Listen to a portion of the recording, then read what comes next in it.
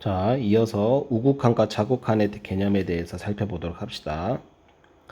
좌극한은 A보다 작으면서 가까이 가는 경우라고 우리가 설명을 했고요. 우극한은 A보다 크면서 가까이 가는 경우라고 했습니다. 생각여기를 보면 x의 값이 1보다 크면서 1에 한없이 가까워질 때 함수값이 어디에 가까이 가는지 볼까요? 1보다 작으면서 가까이 갈 때는 그 함수값이 요 점, 즉 1,1 함수값 1에 가까이 간다는 거 알 수가 있고요.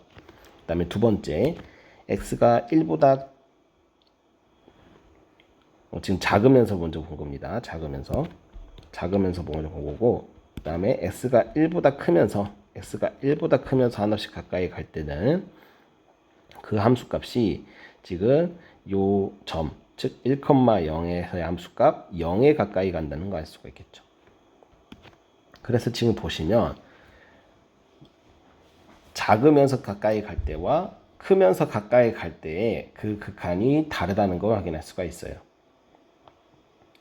그래서 우리는 그 값을 가까이 갈 때를 방향을 두 가지 방향으로 이제 생각을 할 건데, x의 값이 a보다 작으면서 한없이 가까이 가는 경우를 우리가 x는 a의 마이너스 이렇게 표현을 할 거고요. x가 a보다 크면서 a에 한없이 가까이 가는 경우를 a 플러스라고 표현할 겁니다.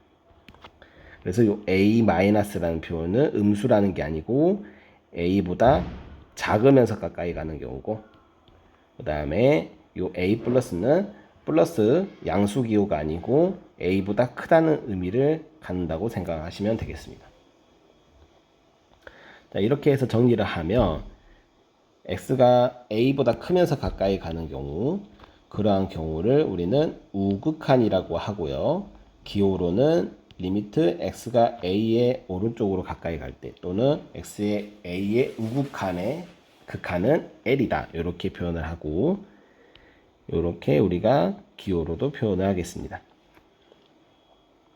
그 다음에 두 번째, x가 a의 좌극한, 즉 a보다 작으면서 가까이 갈 때 우리는 좌극한이라고 하고요. 그 다음에 a보다 작으면서 가까이 갈 때, 또는 a의 좌극한의 극한값은 m이다, 이렇게 표현을 하겠습니다. 기호로도 이렇게 표현을 하고요. 그래서 아까 생각나기에서 봤을 때 극한값이 다르다는 거 확인을 했죠. 자, 그럼 문제 5번을 보시면 그래프 그려서 우리가 극한값 하나씩 구해 볼 건데, 먼저 첫 번째, x가 1보다 작을 때는 극한이 지금 함수값이 마이너스 s이기 때문에 그래프가 이렇게 그려지겠고요. 1에서 함수가 정의가 안 되니까 이렇게 동그라미 구멍이 뚫려 있겠죠. 그 다음에 x가 1 이상일 때 fx 그래프, 그래서 fx 그래프는 1에서 1,1이고 이렇게 증가하는 함수가 되겠습니다.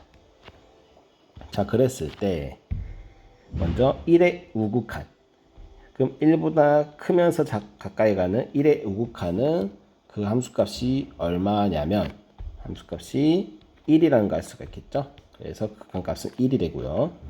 그 다음에 1보다 작을 때는 지금 요 점의 함수값은 마이너스 1이므로 1에 가까이 가는데 작으면서 가까이 가는 경우는 1, 마이너스 1에 가까이 가니까 극한값은 마이너스 1인 걸 알 수가 있어요. 되셨죠? 자, 이렇게 해서 우리가 좌극한과 우극한의 값을 한번 확인해 보았는데, 그러면 지금 이런 상황에서 리미트 x가 1에 가까이 갈 때 함수값은 어떻게 될까요?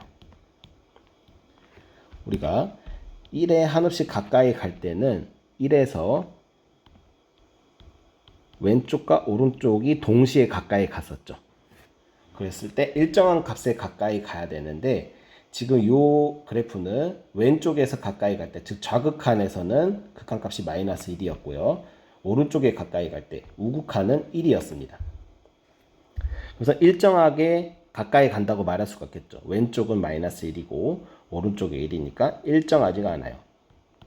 일정하지 않기 때문에 극한이 존재한다고 할 수가 있을까요? 우리는 일정한 값에 가까이 가는 경우에 우리는 극한이 존재하고 수렴한다고 정의하자고 했죠. 따라서 우리가 좌극한 우극한이 같지 않으면 그 극한은 존재하지 않고요. 반대로 그 값이 같으면 우리는 극한값이 존재한다고 말할 수가 있겠죠. 그래서 좌극한 우극한 요 극한값이 L로 일정한 값 L로 같으면 우리는 극한값이 존재한다 또는 수렴한다 라고 우리가 이제부터 표현을 할 겁니다. 그래서 지금 보시면 fx가 마이너스 s 플러스 2일 때 이 함수는 1에 가까이 갈 때 우극한 좌극한이 모두 1이기 때문에 극한값이 1인 걸 알 수가 있고요. 아까 우리가 확인했던 이 함수는 극한값이 존재하지 않겠죠. 이 함수는 예제 2번을 보시면 fs 그래프가 x분의 절대값 x 했을 때 극한값을 조사해보래요. 0에서 극한값. 그래서 이 절대값 그래프는 절대값 벗길 때 x가 0보다 클 때와 작을 때로 나누는데 x가 0일 수는 없겠죠. 분모가 0이 되니까. 그래서 0보다 클 때는 1, 0보다 작을 때는 마이너스 1이 되고요. 함수의 그래프를 그려보면 이렇게 된다는 걸 알 수가 있겠죠.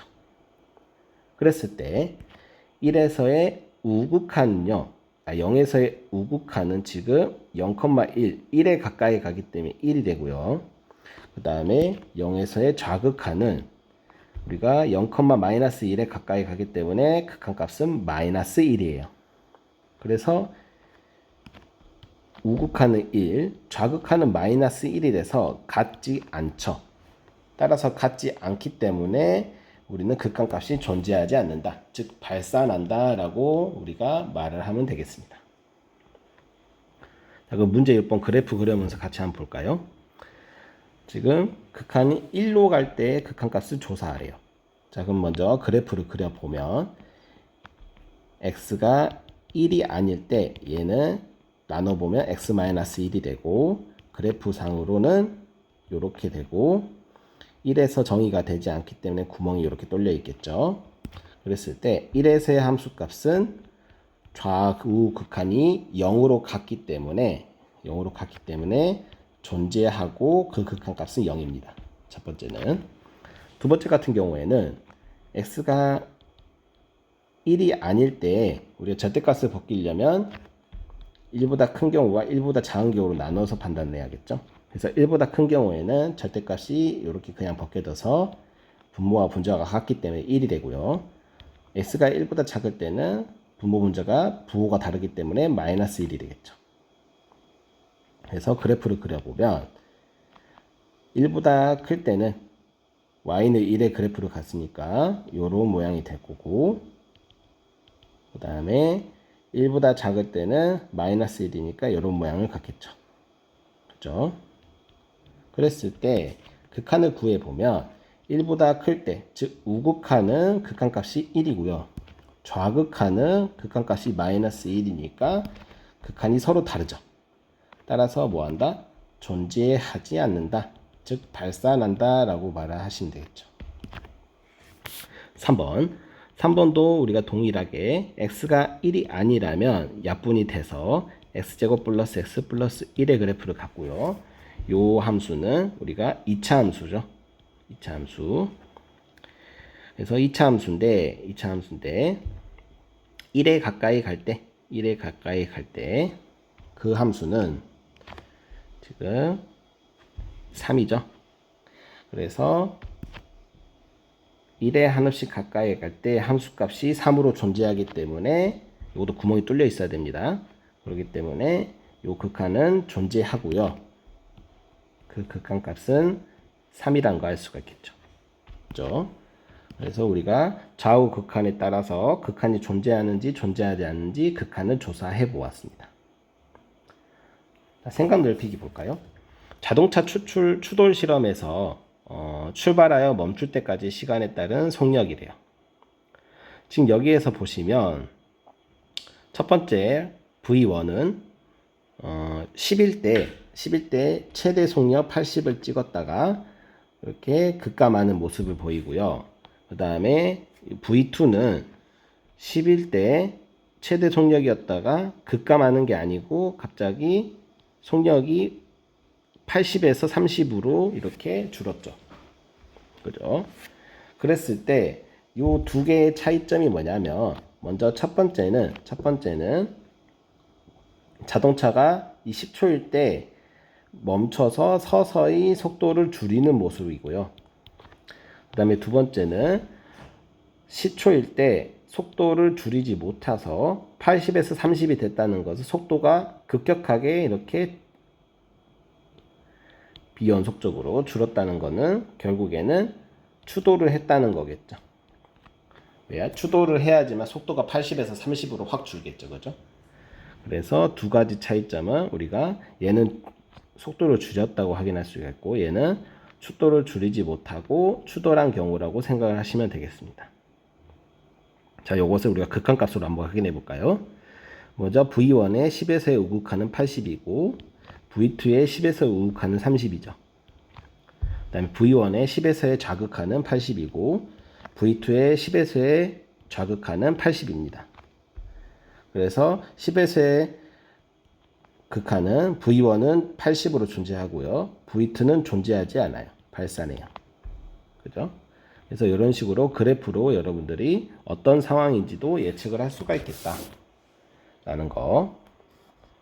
자, 여기까지가 이제 함수의 극한에 대한 내용이었고요. 이제 다음 시간에는 함수의 극한에 대한 성질에 대해서 한번 살펴보도록 하겠습니다.